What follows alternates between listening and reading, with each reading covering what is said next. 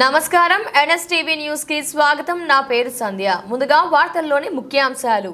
BJYM Telangana రాష్ట్ర శాఖ ఆధ్వర్యంలో పార్లమెంట్లో హిందువులపై అనుచిత వ్యాఖ్యలు చేసిన రాహుల్ గాంధీని ఎంపీ సభ్యత్వం నుంచి తొలగించాలని నాంపల్లిలోని కాంగ్రెస్ పార్టీ కార్యాలయమైన గాంధీ భవన్ ముందు రాహుల్ శవయాత్ర నిర్వహించి దిష్టిబొమ్మ దహనం చేయడం జరిగింది.